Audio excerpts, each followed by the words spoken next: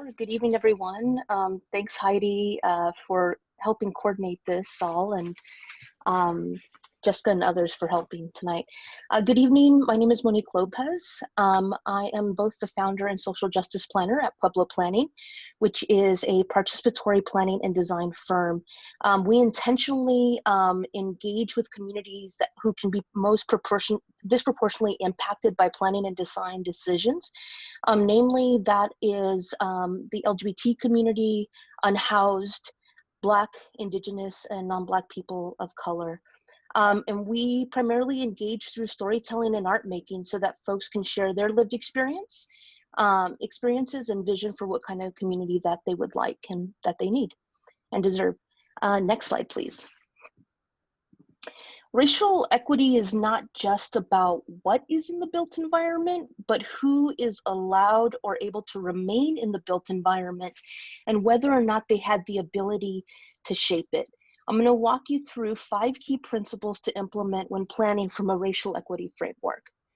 About 4 years ago, I was asked by ELEC to work with about 30 street vendors who were displaced from the Metro Plaza in MacArthur Park.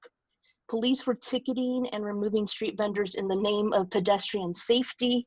And LA Metro, who stewards this place, set up a program and a plaza design, but they did so without consulting the street vendors who were there already and had been there for, in some cases, 20 plus years.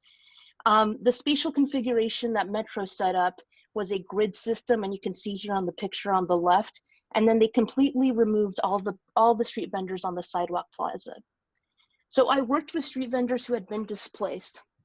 And a first lesson is our role as planners, or our role as people that are labeled as planners, is not to be an expert, but to really facilitate spaces in which people who have the lived experience and expertise can really shine.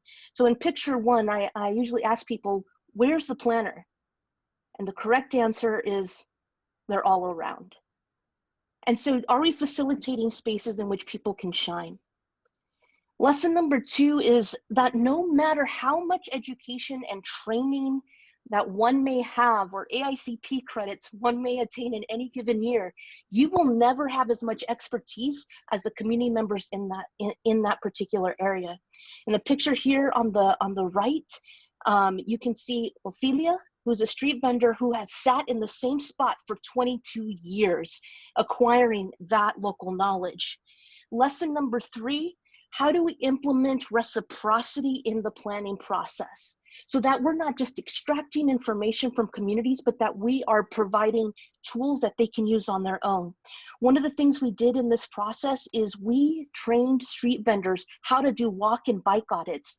One of the things that the police were saying in the name of pedestrian safety was, due to the huge influx of pedestrians and bicyclists, they were justifying the removal of street vendors in that place. So street vendors actually learned how to do bike and walk audits, and in that space, they were actually training one another as well. Number 4, our role as planners is really to be able to translate community brilliance in a way that other planners and policymakers can understand. So I used essentially language around complete streets to show that planners, or excuse me, community who are community planners, actually had a vision for what they wanted to create. And I'm going to sneak in here in the chat box what Metro's design looked like and what the street vendors design look like. And when you center those that are most impacted in the planning and design decisions, you will have more sophisticated designs that are rooted in racial equity, because racial equity, again, is not just about what's in the built environment, but it's who is allowed to remain in the built environment and were they able to shape it. Thank you.